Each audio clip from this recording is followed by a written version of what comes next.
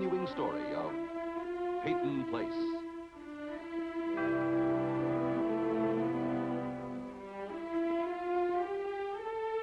Starring Dorothy Malone as Constance Mackenzie, Warner Anderson as Matthew Swain, Ed Nelson as Michael Rossi, Mia Farrow as Allison Mackenzie, Ryan O'Neill as Rodney Harrington, and Barbara Parkins as Betty Anderson.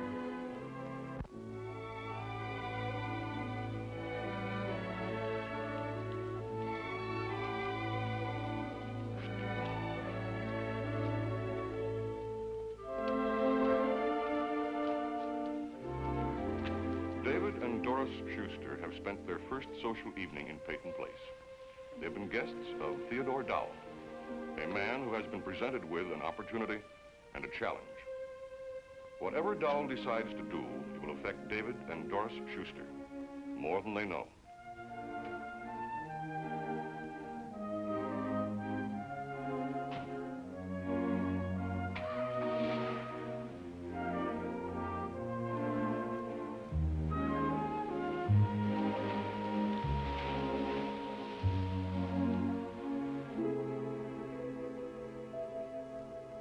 Now, as Theodore Dowell leaves the inn and a meeting that has deeply upset him, he ponders on the decision to be made. But he is also troubled by the arrival in Peyton Place of a man who has confronted him with still another decision. A man named Stephen Cord.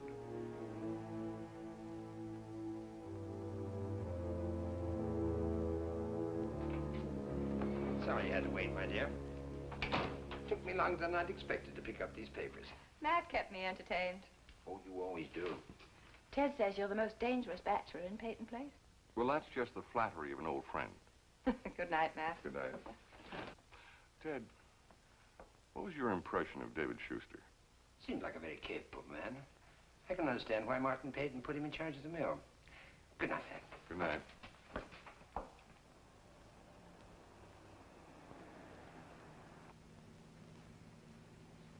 Not a bad dinner. Mm-hmm. Don't get lobster like that in New York. You see, Peyton Place does have its good moments. Yeah, it's good and bad. Oh, David. Well, it wasn't exactly a social evening, was it? Dowell and I sizing each other up. You're used to that. Happens all the time in New York. Yeah, it's the custom of the country. Have dinner, polite conversation, feed each other out over drinks like opponents. Why is everybody an opponent? It's the custom of the country. I had mine. I thought you liked him. Mrs. Dow was an absolute witch. Well, you were moving pretty fast with that hospital auxiliary. Well, I want to do something here, David. I can't just stay home every minute. Minding Kim. All right. Let's not argue again. Not about Kim. Okay, I'm sorry. I'm sorry, Doris. Okay. She did upset me. How? My dear, tell me, how did you and your husband meet? I don't think she sounded like that. I think she was asking, not probing. She will. Not necessarily. This is a small town, David. People want to know all about their neighbors. It's not like New York. Well, the Dowells are not our neighbors. Everybody's your neighbor here. Haven't you noticed that yet? They'll start out by finding out that we worked for the same firm. And then they'll find out that you were married. That's a common story. Common?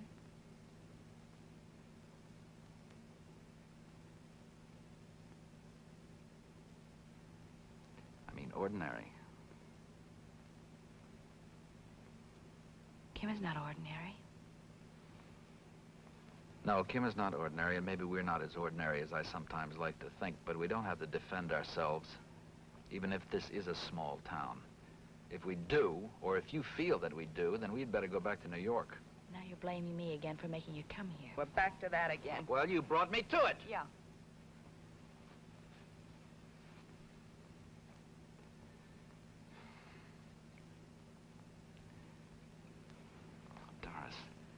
apologize again.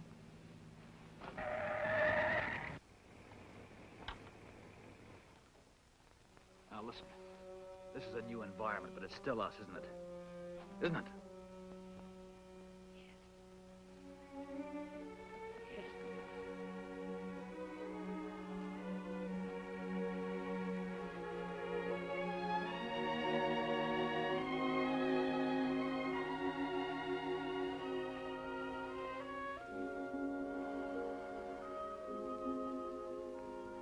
Our neighbors might as well know that about us, too.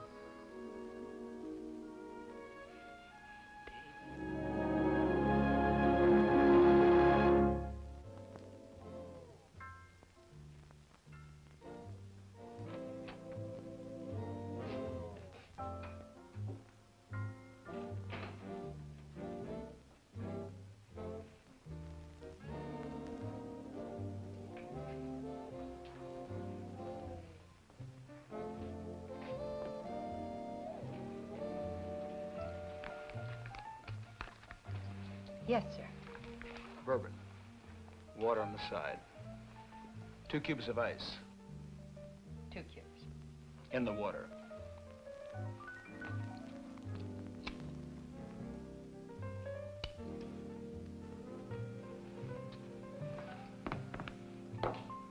I hope this is all right. It will be. You're Ada. I'm Ada. Who are you? Stephen Cord. So you're Hannah's boy. How is she? She's fine. And how's he? The same. That means... He won't get better. Well, I'm sorry. I am sorry. Oh, I didn't think you'd be anything else. I mean, after all... She told you that? My mother? Yes, she told me. You have your bourbon, you have your water, and you have your 2 cubes of ice. Have it on the house. And don't come back. Ada. Mrs. Jacks. Mrs. Jacks. Mrs. Jacks, I didn't come here to start an argument. That's good. But I did come here for a reason. I came to see you. Why? Because I remembered you. I remembered you when I was a child. You had long hair. Golden. Oh, it was golden. To me, anyway. Golden. I thought you were very beautiful. You were a kid. You needed a fairy godmother. Well, there were no fairy godmothers for me. Only a great king. And... A housekeeper. and 2 princes. I saw the 2 princes tonight. They were having dinner at the inn with someone. Oh, they didn't recognize me, of course. There was some kind of an argument. Ada. Thank you. And one of them got up and left. Norman Harrington. Why'd you come back? How did he turn out?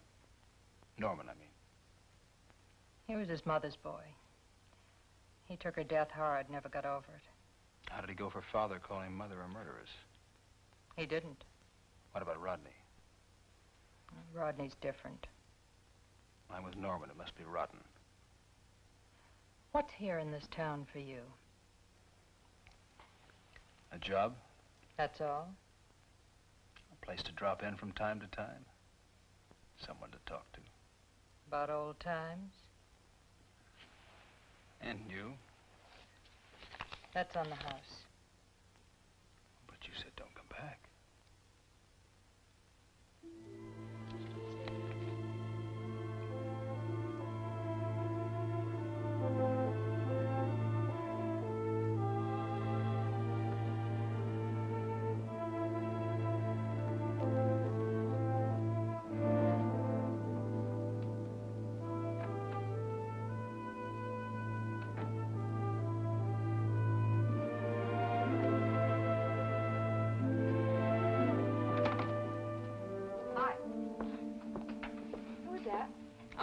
one who used to live here when he was a kid. Who is he? His mother's Martin Peyton's housekeeper. What you do tonight? Saw a movie.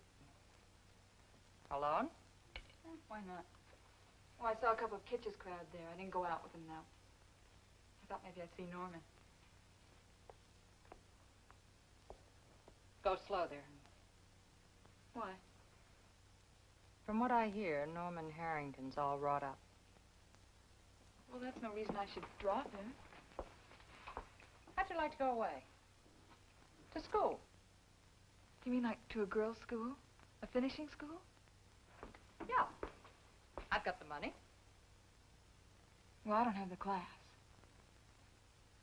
You get it. And then what? Well, what's the trouble? This town, never been good for me. Won't be good for you.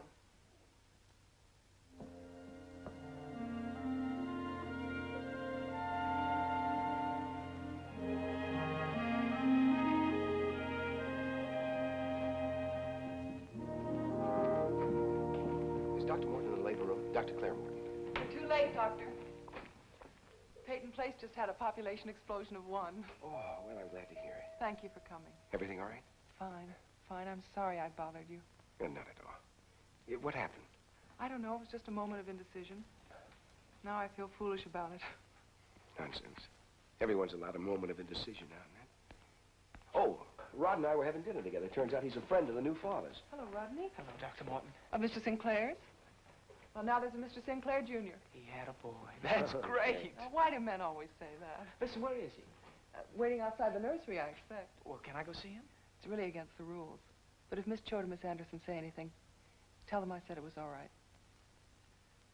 Okay, Doctor, thank you. Is there something wrong, Mike? Well, he was married to Betty Anderson.